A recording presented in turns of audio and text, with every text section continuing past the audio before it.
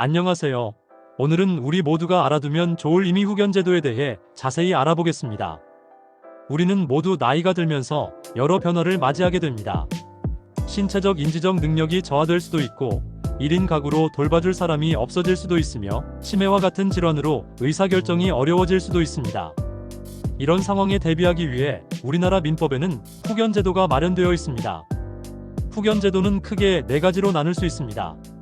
성년후견, 한정후견, 특정후견, 그리고 오늘 중점적으로 알아볼 임의후견 제도입니다. 이 중에서 임의후견 제도는 유일하게 본인이 직접 후견인을 지정할 수 있는 제도입니다.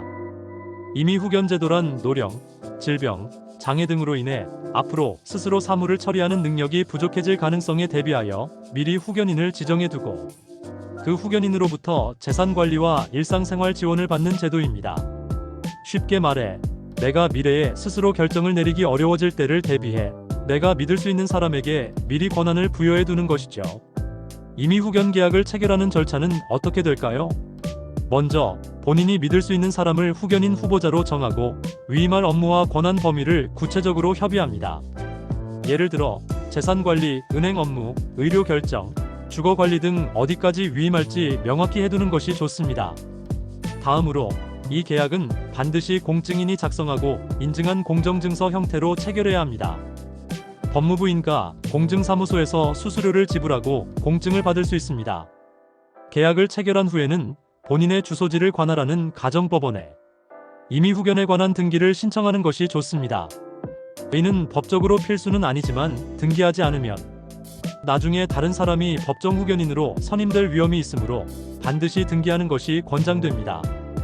여기서 중요한 점은 임의후견 계약은 체결 즉시 효력이 발생하는 것이 아니라는 것입니다.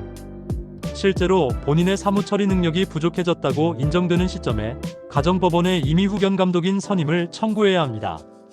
이 청구는 본인, 배우자, 사촌인의 친족, 임의후견인, 검사, 지방자치단체장 중 하나가 할 수 있습니다.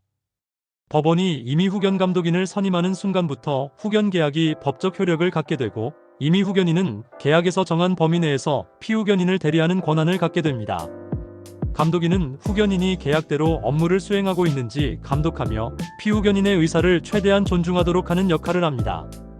임의후견인의 보수는 어떻게 정해질까요? 민법에는 구체적인 수치적 상한선이 명시되어 있지 않고 당사자 간 계약과 가정법원의 감독과 승인을 통해 합리적인 범위 내에서 결정됩니다. 일반적으로 계약서에 보수를 명시하는 방식이 많이 사용되며 월정액 방식이나 연총액 방식으로 책정할 수 있습니다. 임의후견 제도의 장점은 무엇일까요? 가장 큰 장점은 본인의 의사가 최대한 반영된다는 점입니다. 자신이 신뢰하는 사람을 직접 지정할 수 있고 위임하고 싶은 사무의 범위도 자유롭게 정할 수 있습니다. 또한 미리 계약을 체결해두면 실제 필요한 시점에 신속하게 후견이 개시될 수 있다는 장점도 있습니다. 초고령 사회로 진입하고 1인 가구와 치매, 인구가 증가하는 현대 사회에서 임의후견 제도는 점점 더 중요해질 것입니다. 베이비붐 세대도 점차 이러한 제도에 관심을 갖게 될 것이고 종합적인 재산 관리를 위한 신탁에 대한 수요도 늘어날 전망입니다. 미래에 대한 불확실성은 누구에게나 불안을 가져다 줍니다. 하지만 임의후견 제도를 통해 미리 준비하면 나중에 스스로 결정을 내리기 어려운 상황이 와도 내가 신뢰하는 사람이 내 의사를 존중하며 나를 대신해 결정을 내려줄 수 있습니다. 당신의 미래를 당신이 선택한 사람에게 맡겨보는 건 어떨까요? 임의후견 제도 미리 알아두고 준비하면 더 안심할 수 있습니다. 도움 시니어 트렌드 AI 에이전트